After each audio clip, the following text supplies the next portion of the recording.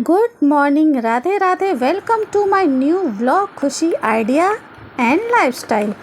तो सबसे पहले मेरी सुबह की शुरुआत हो रही है एक गिलास चने के सत्तू के साथ, जिसमें मैं डाली हूँ चना का सत्तू, काला नमक और एक नींबू। और इसके 1 घंटे बाद यहाँ लेके बैठी हूँ मैं अपनी सुबह की चाय। और चाय पीने के बाद नहा के रेडी होके फिर मैं बैठी हूँ अपना ब्रेकफास्ट करने। अभी करीब 12 बज रहे हैं। 12 बजे मैं कर रही हूँ अपना ब्रेकफास्ट, पराठा और आलू का भुजिया। और इसके बाद मैं करने लगी हूँ अपना वर्कआउट। तो ये मेरा दोपहर का वर्कआउट नहीं है, वर्कआउट तो मैं रात में करती हूँ। जैसा कि मैं आप लोग को बताती हूँ कि मुझे पूरे दिन तो टाइम बिल्कुल नहीं मिलता, तो मेरे ज़्यादातर वर्कआउट रात को 10 बजे ही होती है। तो 10 से लेके रात 11 बजे तक मैं वर्कआउट करती हूँ, क्योंकि सुबह से लेके शाम तक तो मुझे बिल्कुल भी टाइम नहीं मिलता। इसलिए ज़्यादातर मैं वर्कआउट रात को 10 बजे ही करती हूँ। और रात को खासकर अगर आप वर्कआउट कर रहे हो ना, मतलब अगर आप वर्कआउट करके रात को सोते हो, तब तो आपकी और भी ज़्यादा तेज़ी से वज़न घटेगी, ये तो गारंटी है। क्योंकि जब भी आप वर्कआउट करोगे तो आपकी कैलोरी बर्न होगी, आपका मोटापा कम होगा, तब आप सोने जाओगे ना, तो इससे क्या होगा, आपका वज़न बहुत ही तेज़ी से घटेगा। तो अगर आप लोग भी पूरे दिन बिज़ी रहते हैं, आपको टाइम नहीं मिलता है, तो कोशिश करिए कि रात को सोने से पहले 1 घंटा वर्कआउट करिए। इसके बाद सोने जाइए। जीरा और सौंफ वाला पानी पीने के बाद फिर देखिए कितना तेज़ी से आपका वज़न घटता है। क्योंकि मेरे हस्बैंड भी जब थोड़े से मोटे हो गए थे ना, मतलब ज़्यादा नहीं, थोड़े से, मेरे हस्बैंड का वैसे ज़्यादा मोटापा होता नहीं है, लेकिन मेरे हस्बैंड अगर थोड़े भी मोटे हो गए थे तो उन्होंने क्या किया था, क्योंकि वो ऑफिस जाते हैं तो उनको तो पूरे दिन टाइम नहीं मिलता था, तो वो रात को ही 10 बजे मतलब रात को 9 बजे या 10 बजे ही वो वर्कआउट करते थे, उनका फिक्स टाइम था। और उन्होंने पूरे 3 महीने लगभग कंटिन्यू रात को 9 बजे, कभी 10 बजे 1 घंटा 1.5 घंटा वर्कआउट करते थे। क्योंकि ऑफिस जाने वाले को तो पूरे दिन टाइम होता नहीं है, लेकिन वो ऑफिस से आने के बाद चाहे कितने भी थके रहें, रात को वो 10 बजे हो या 11 बजे हो, लेकिन वो करते ही करते थे। लेकिन वो वर्कआउट ज़रूर करते थे और पूरा 1 से 1.5 घंटा करते थे। और मेरे हस्बैंड का इतना तेज़ी से वज़न घटा, इतने जल्दी वो पतले हो गए, जो कि मैं सोच भी नहीं सकती थी। वो इतने ज़्यादा पतले हो गए कि घर में सभी लोग उनको बोलने लगे कि तुम इतना पतला कैसे हो गया, खाना पीना छोड़ दिया है क्या? सभी लोग तो उन्हें बोलने लगे। तो ये एक ट्रिक मुझे बहुत अच्छी लगी कि अगर आप रात को सोने से पहले 10 बजे रात को अगर आप वर्कआउट करके सोते हो ना, तो उससे क्या होता है, हमारा शरीर बहुत थक जाता है, कैलोरी बर्न होती है, पसीना आता है।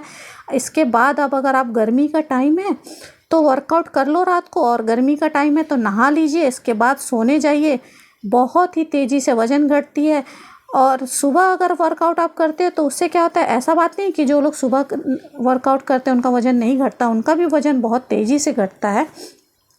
लेकिन मेरा ऐसा मानना है कि सुबह क्या होता है ना, कि सुबह हम वर्कआउट तो कर लेते हैं, इसके बाद पूरे दिन डाइटिंग भी करते हैं और कुछ कुछ खाते भी हैं, तो मतलब वो शरीर में लगता है, कुछ नहीं लगता है, थोड़ा सा अंतर होता है, मेरा ऐसा मानना है।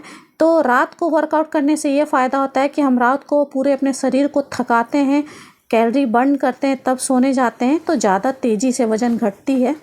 तो इसलिए मेरी तो कोशिश यही रहती है कि मैं रात को ही करूं। कोशिश क्या, मैं तो सच पूछिए तो मैं ज़्यादा नहीं, अक्सर रात को ही करती हूं, क्योंकि पूरे दिन तो मुझे सच में बिल्कुल भी टाइम नहीं मिलता।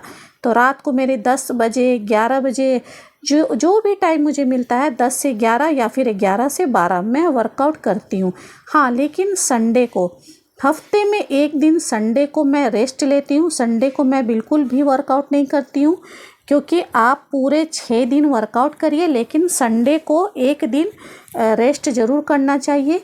क्योंकि जिम वाले भी बोलते हैं कि जब आप वर्कआउट करते हो तो हफ्ते में 1 दिन हमें रेस्ट करना चाहिए। वैसे मैं जिम तो कभी जाती नहीं हूँ, लेकिन पता है मुझे कि जिम वाले हफ्ते में 1 दिन रेस्ट देते हैं।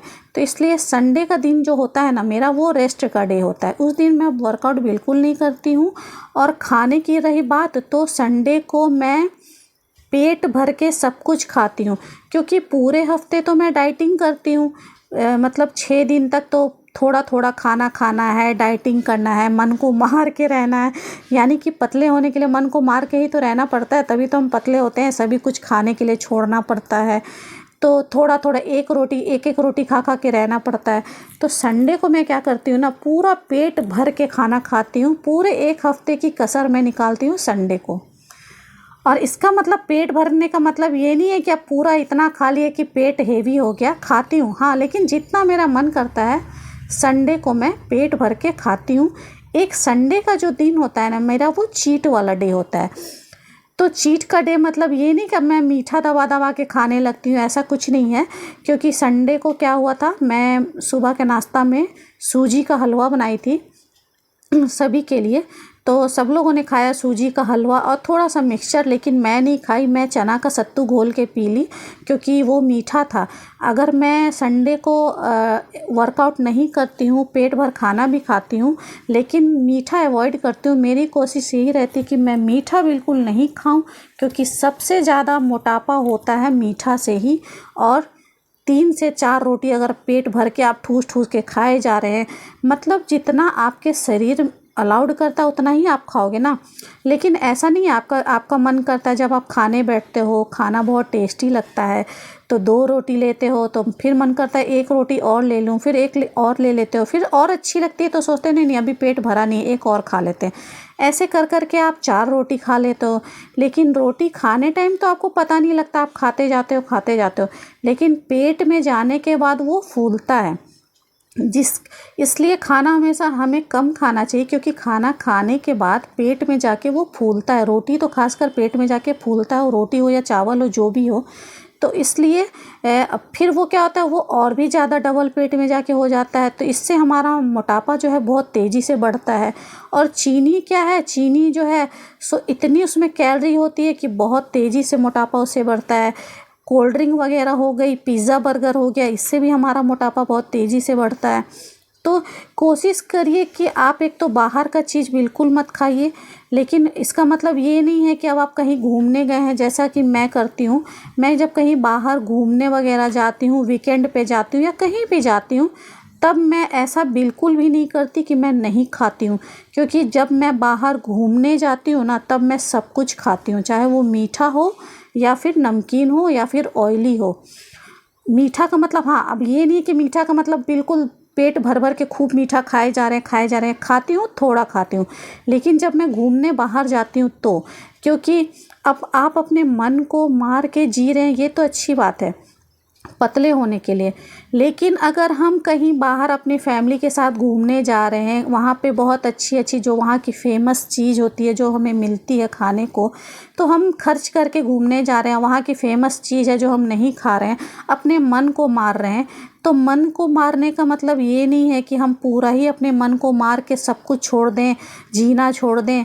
क्योंकि पतले होने का मतलब ये नहीं है कि आप जीना छोड़ दो, दुनिया की अच्छी अच्छी चीज़ें खाना छोड़ दो।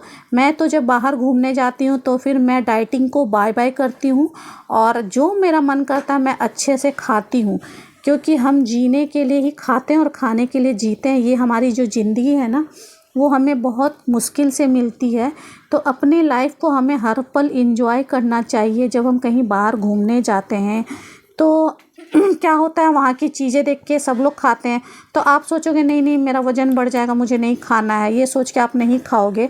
तो ऐसा भी क्या जीना कि आप पूरा अपना मन को मार लेते हो। मैं ऐसा बिल्कुल भी नहीं करती हूँ। मैं घूमने जाती हूँ, मैं सब कुछ वहाँ का खाती हूँ, चाहे मीठा हो, नमकीन हो, ऑयली हो, कचौड़ी हो। मैं खासकर कहीं अगर जाती हूँ ना, वहाँ की कचौड़ी खासकर मुझे बहुत पसंद है। फेमस जहाँ की कचौड़ी होता तो वो तो मैं ज़रूर खाती हूँ। छोला भटूरा सब कुछ खाती हूँ। अब मैं बोली ना आपको, अगर आप पतले हो रहे हो, अपना वज़न कम कर रहे हो, इसका मतलब ये नहीं है कि आप अपने मन को मार के पूरे ज़िंदगी को जियो। क्योंकि ये जो ज़िंदगी मिली है उसे पूरा एंजॉय करो। क्योंकि आजकल का लाइफ का कुछ अता पता नहीं होता, कब हम हैं कब नहीं है, आपको भी ये अच्छे से पता है। इसलिए हर पल अपनी लाइफ को अच्छे से एंजॉय करिए। क्योंकि वैसे भी आजकल मार्केट में जितनी भी हरी सब्जियां आ रही है, जैसा कि आप लोगों को पता ही है कि इतनी केमिकल डाल के सब्जियां मिल रही हैं कि इतने कम कम उम्र के लोग को हार्ट अटैक हो रहा है, कितनी जल्दी चले जा रहे हैं। समय से पहले सबको हार्ट अटैक हो जा रहा है, 50 बीमारियां हो जा रही हैं।